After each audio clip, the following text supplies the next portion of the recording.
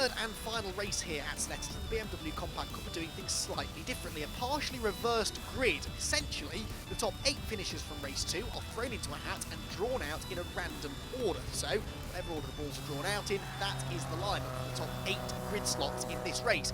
Therefore, the top 8 could have started in any old order. As it happens, Stephen Daly has still looked in and ends up on pole position, but with Matt Flowers alongside him, Mikey Doble and Mark Skeets share the second row, then Gordon McMillan and Paul Maguire are on row 3 together, and row 4 for Oliver Fowler and Tom Griffiths, who really lost out from all of that. Craig Jameson and David Sharp round out the top 10 ahead of Tom Langford and Adam Reed, and then a few to watch out for. Matt Parks 13th, Ian Jones 18th, they should both make progress. Reece Claydon, by the way, from 23rd on the grid to 15th in race 2. Can he break into the top 10 this time around, I wonder? Luke Browse survived that contact at the start with David May. He lines up in 20th position.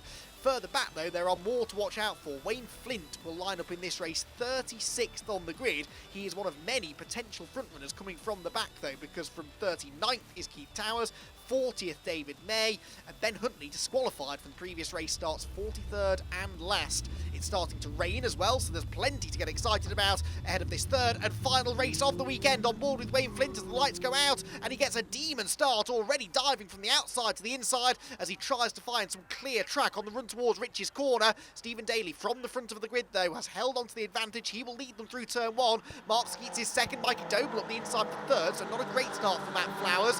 Now, do we get everybody safely through? There's Wayne Flint, look at the inside through Rich's corner, and he, as you can see, there's quite a lot of drizzle falling now. It's getting rather slippery out there. The Wilson hairpin could get entertaining, and indeed it does, as they all find that there's significantly less grip there than there was on the green flag lap, and half the field skate out wide. That's Phil Adcock going wide, sideways Brendan Murphy. Wayne Flint does well to avoid him and to avoid clattering into the side of an equally sideways Martin Gadsby. Both of them did a good job to hang on to that there.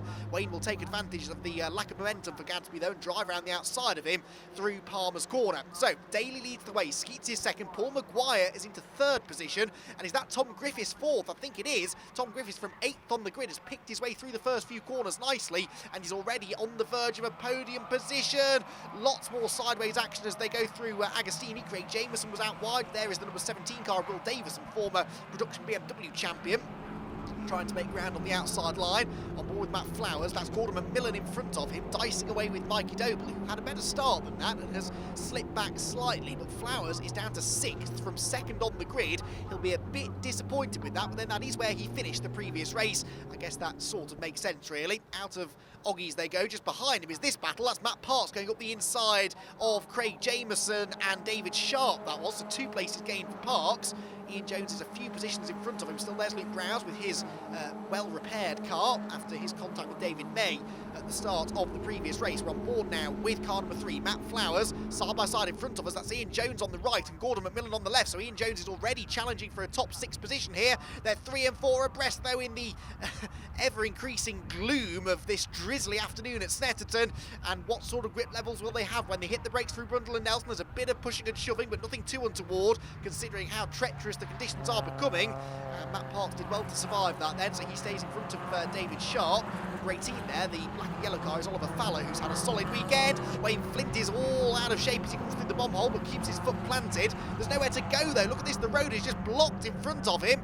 Gives the car in front a bit of a headbutt, but I don't think that was particularly intentional. Will Davison goes around the outside. Meanwhile, Matt Parks is up the inside, or attempting to get up the inside at least, of Gordon McMillan through the final corner. So, as we expected, lots of shuffling in the opening exchanges, but the opening lap of the final race of the weekend looks like it will be led by Stephen Daly, who has already won a race this weekend. He was second in the opener as well, and has pulled out a 24-point championship lead over the man who's now into 2nd position. Look, Tom Griffiths, because Griffiths is ahead of Maguire, and they're both ahead of Mark Skeets. So Griffiths making good progress here, is emerging very much as Stephen Daly's nearest championship rival after this weekend. If he keeps it on the island, there, the man in 2nd place running wide to try and find some grip on the more traditional wet racing line, could well be the closest man to Stephen Daly, the championship leader. That is without dropped scores, though. With dropped scores, he is still second and actually only 20 points off the championship lead. So Griff is very much a contender here. If he can start racking up a few more race victories, he could be a severe thorn in Stephen Daly's side. He's carved his way through the order magnificently in this race. When you consider that he started 8 positions behind Stephen on the grid for this one, the fact that he's already into second and within sight of the leader is really impressive. Perhaps even more impressive, though, is the progress being made by Ian Jones. Look, he's into 5th position and up the inside of Mark Skeets for 4th as they go towards Hamilton.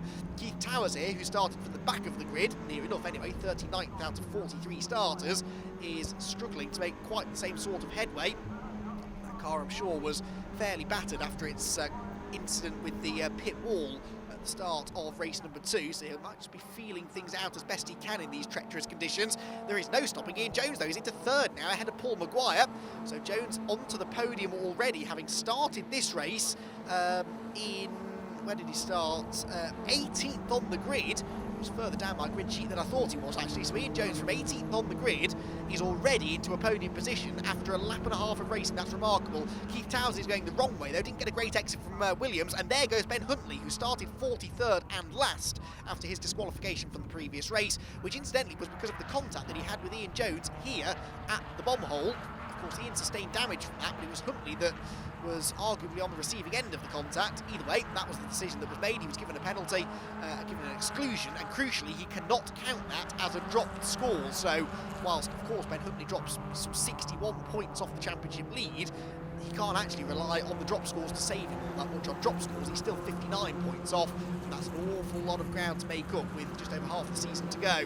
Out across the start-finish line we go again, then on board with Keith Towers here. Tim Scott Andrews there is the multicoloured car a couple of places in front of us. 3 worries, out onto the pit straight again. You can see the jockeying position that goes on. That parks on the inside of Mark Skeet, not quite close enough. The rain seems to have eased off slightly now, though, so drivers starting to increase their speed as their confidence increases as well. And we see maybe a few drivers now start to come into their own now that the track conditions are a bit more favourable. On board with Wayne Flint, who surely can't overtake from that far back. Well, he begs to differ. He somehow gets the car stopped. There was no contact. That was a beautiful move made by Wayne Flint. He's made a few good moves this weekend. I sort of said that he was my driver of the weekend just before his gearbox blew in race number 2, so I won't apply a similar curse on him this time around. Let's just wait and see where he ends up, but he's already making really solid progress up the order. Look, he's not far outside the top 10 now, and we have only completed 2 laps of racing. Down towards Agostini they go. There is Wayne Flint, so it's Oliver Fowler who is his next target, and he's trying to launch another attack up the inside. There's a big old lock up there as he tries to go up with the inside of Fowler in the Grove and Dean Motorsport car. We've also got the number 3 of Matt Flowers there as well. On board with Wayne Flint, that's Flowers, the white and blue car in front. They're all sort of being held up by David Sharp slightly, who drifts a bit wide, but again, there's nowhere to go for Wayne Flint. He gets into the back of Matt Flowers once, twice, a big shove, a wave of apology, but it matters little to Flowers, who is pointing the wrong way and rather miffed, I would imagine, after what was a fairly hefty headbutt that time into Oggies. It hasn't particularly benefited Flint because he still hasn't quite got past Oliver Fowler. Now he will hopefully complete the manoeuvre on the exit of Williams and tan the penalty straight, but there may be a conversation between that group of drivers after the race where maybe a few questions are asked, but nonetheless very entertaining to watch. And Wayne Flint is making progress one way or another through the order. David Sharp will be his next target. There they are, just flashing through the screen. Behind is Luke Browse, who's had a good start as well. Luke Browse started well down the order after the damage sustained at the start of race 2, 20th to be precise, but he's in danger of losing some ground there. Runs a bit wide over the AstroTurf and the grass on the exit of Nelson. Craig Jameson behind him, though, has his hands very much full with the 67 car of Adam Reed, and that's Tom Langford, I think, isn't it, going up the inside of Adam Reed through Coram. Browse, though, making really good headway in this race. Definitely will become, I think, a regular top 10 finisher this year. Just needs to maybe iron out a few mistakes, get a bit more consistency, but for someone in his first season of BMW compact racing, he's not afraid to get stuck in, as the rear bumper of his car will attest to. So towards Riches we go then. This is the battle between Mikey Doble with a wing mirror flapping. At the back of that group we had Gordon McMillan. On board Wayne Flint, though, as he now starts to attack David Sharp. We know that Wayne is good on the brakes down at Wilson, and it's like he throws out the anchor and is able to brake so much later than anybody else into the Wilson hairpin. If he can keep doing that for the rest of the race, then there's going to be very little they can do to stop him making forward progress here. A bit of clean clean air now, though, to catch the Skeets, Doble and McMillan scrap. Skeets, by the way, ahead of Doble now, so there has been a change in that group in front. Cars sort of littering the side of the road. I noticed there was a car that was stopped up at the hairpin. That's Nick Edmond. Phil Sharp appears to have pulled off as well, unfortunately. That was the car just to the left of shot, which we might catch a glimpse of now. It's hidden behind the barriers off in the distance. Yellow flags out there, though, as he gets out of the car and gets to a safe place. Tom Langford ahead of Craig Jameson now, so another place gained by Tom. Good lap or so this has been for Tom Langford, as he tries to make up for a bad start, I think, because he started 11th, so he's dropped down the order slightly in the early stages. He's now starting to recover. More spots of rain on this particular camera lens as well. Up at Williams, looking out over Hamilton and Oggies. Goes to show that wherever you stand at this Snetterton 300 layout, you can see an awful lot of racing. It's why it's very popular among spectators. If you stand anywhere around this infield section, you can see about half the lap, if not more, from certain vantage points. You can definitely see it starting to rain again at the far side of the circuit. On board with Tom Langford now, as he chases down Luke Browse. A bit of bodywork dragging on the ground behind him. Browse has just dropped away now from David Sharp and Oliver Fowler in front. Langford tries the inside of Brundle, but that's difficult to do, especially in these changing conditions. He doesn't really know what the grip levels are going to be like when he arrives at the braking zone. Doesn't therefore want to commit to a risky move just yet, especially since Craig Jameson and Adam Reed, not far behind him. So he goes for moving, it doesn't work. He could end up losing some ground. He's closing in here rapidly on Luke Browse. Does he have a go on the inside of Murray's? Luke, I think, has seen that coming, just moves over to the middle of the road to defend. So as they come out of the corner, it's on as even, but Langford will have the toe. He's had a slightly better exit as well, I think. Langford will be able to get alongside towards Rich's corner. We'll find out momentarily. Meanwhile, Wayne Flint is now on the tail of the Skeets, Doble and McMillan battle, so that took him less than a lap. Fowler is up the inside of Sharp.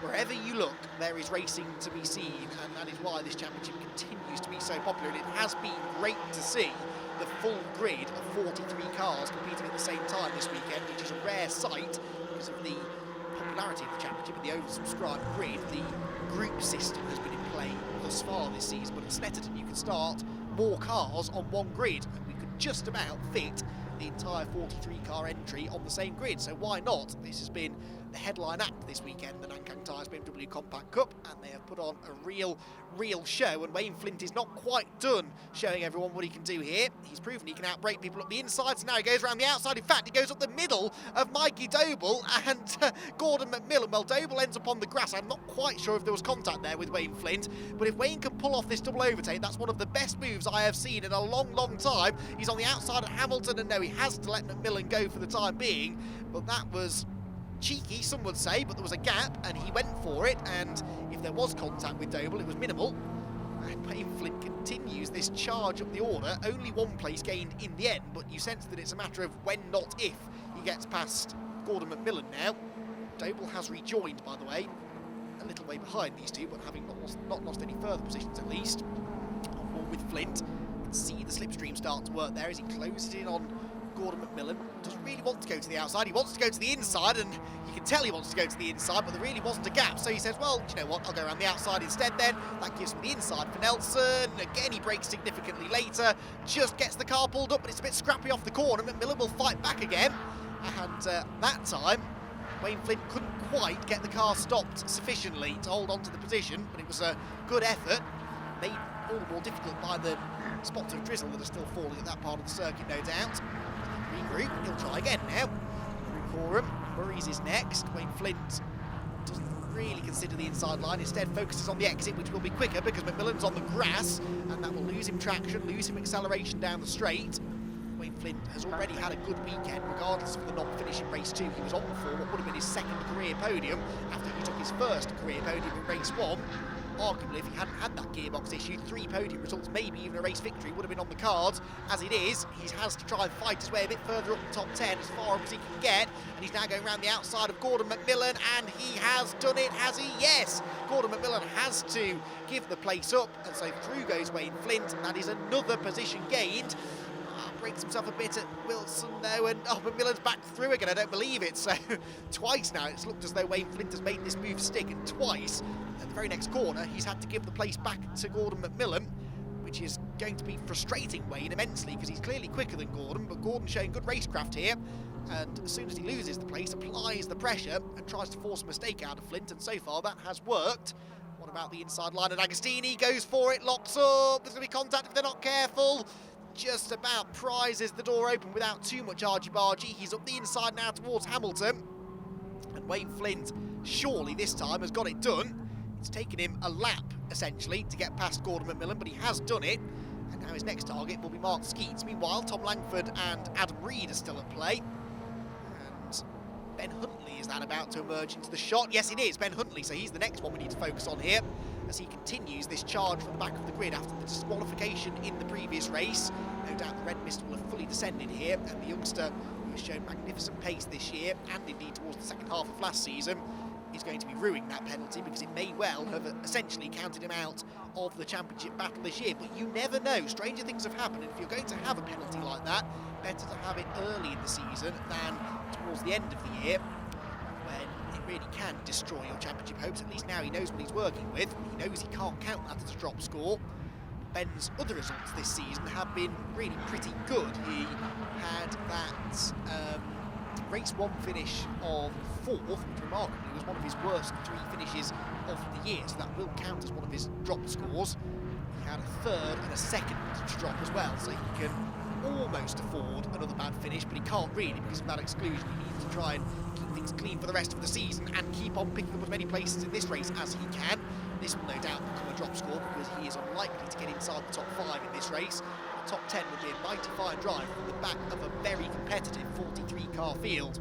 Just a few places in front of him is Wayne Flint, who for once has no one immediately in front of him, but he is catching Mark Skeets and pulling away from the dicing Gordon McMillan, Mikey Doble and Oliver Fowler, who goes around the outside in the Grove Engineering car. Novice cross on the back of Oliver's car, but he's not really showing any lack of experience here, is he? He's making some good moves and has been right in the battle, sort of just towards the tail end of the top 10 all weekend long. Meanwhile, we haven't seen much of them, but they've actually been behaving themselves remarkably well in this race. But Ian Jones is catching Tom Griffiths on this final lap. Now, Ian is another driver who really could do with the points here. He is 63 points off the championship lead until you count drop scores. But because he's had a non-finish and Stephen Daly, the championship leader, has not, Stephen is dropping more points than Ian. Therefore, on dropped scores, the gap is actually only 23. So if he can make a move here on Tom Griffiths and get 2nd position, then that will significantly limit the damage that's been done by Stephen Daly this weekend. So this is a really important battle. This Tom Griffiths 2nd in the championship, Ian Jones 5th in the championship, but 4th on dropped scores. These both are drivers that will be hoping to fight for the title with Stephen Daly throughout the second half of the season. I think that when we get to the end of the year, we'll look back at this weekend as a pivotal turning point in the championship battle when Stephen Daly, it looks like now, will get 2 race victories and a 2nd place, and really only Tom Griffiths has been able to match that sort of consistency this weekend. Can he round his weekend out with another 2nd place finish, or will Ian Jones have something to say about that? Well, Stephen Daly is now only 2 corners away from a brilliant 2nd win of the weekend. And a 4th victory of the season to now pull clear as far as the win count is concerned. It's taken him a little while to get into his stride this season with this brand new car that the KC Motorsport squad have developed over the winter. But he looks an awful lot happier in it now at this stage of the season, and he's proving tough to beat. Out of the final corner comes the Scotsman. The reigning champion is a 4-time winner in 2019. He will take the checkered flag, but for 2nd place it was almost overlapping there between Tom Griffiths and Ian Jones. Griffiths hangs on by a 10.5 in the end over Ian Jones, who charged his way through from 18th on the grid to finish on the podium. Well, a brilliant way to round out what's been a brilliant weekend of racing for the Compact Cup. Daly, Griffiths and Jones on the podium, Matt Parks 4th and Paul Maguire 5th, then Mark Skeets, Wayne Flint 7th from 39th on the grid. That is incredible. Outside the top 10 there, David Sharp. Ben Huntley recovered to 12th from 43rd on the grid, which itself was a great recovery drive.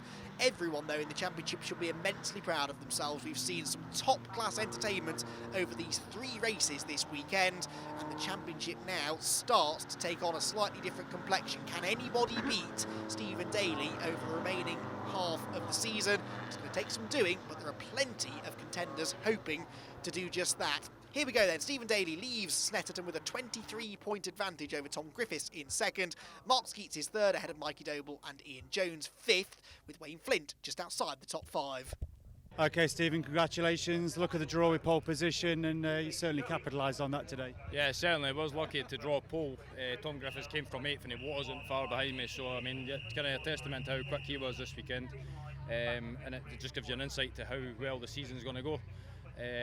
So just got to keep an eye on who the front runners are now and just try and stay ahead really. But that's a lot easier said than done, to be honest. But unfortunate with Ian this morning. Going backwards. going backwards this morning, starting at the back of the grid, but it's awesome to see him back up here. Great friend of mine, and I'm always glad to see him up here. Congratulations, Tom. Battled through the field to second. How was it out there? Oh, incredible. Changing conditions all the way through made it difficult for all of us, but the first lap, especially going from 8th to 2nd, it was like being back in karting with sort of reverse grids. It's, yeah, great fun. And did you expect to see Ian Jones coming through from where he started on the grid? I couldn't believe it when I looked in my mirrors and he was fully in my mirrors, waving at me, flashing his lights, and yeah, he done incredibly to come from 18th to up to 3rd. Yeah, it was a fantastic result, and gives you extra points in the championship. Do you think you can catch Stephen Daly? We've had a good weekend. Obviously, he's had a slightly better one now, but it makes it harder every time. But we'll give it our best shot, and hopefully we can get there. Great result. See you in the next one. Thanks very much. Okay, Ian, congratulations. Fantastic result from where you started on the grid. How was it out there? Hectic, exciting. What was that, 18th to 3rd? Brilliant. The first race was 40th to 14th, I think. So yeah, it's been an enjoyable day. And that result keeps you in the championship. Do you think you can catch Stephen Daly? Stephen would have to have some bad luck, which I would wish on him, but you never know. All right, Mark, fantastic result, winning the Masters today. How was it out there? We went out in the green flag. I'm sure the other guys have told you on the green flag laps. It seemed dry, and then started raining on the grid. And I got into second behind Stephen, and then when we got into the hairpin, it was just like ice. Pairs just locking up, sliding, rallying around that hairpin, and it was very, very slippy. You know, I just didn't have the pace of, like, I couldn't believe Ian Jones. He came from, like, in the second. I looked in my mirror and I thought he's here already. But I knew that I was going to win the Masters, so I just thought I'll settle for that. I had a little bit of an issue under the bridge. I braked myself onto the grass, but yeah, it was pretty tidy. I'm quite happy. So you're quite happy with all the action out there that you brought it home and got the win? Yeah, I've had 2 fifths and a 6th in that race and the Masters win, so yeah, I'm more than happy with that. Well, that's fantastic. Good luck in the next round. Cheers, mate. Thank you.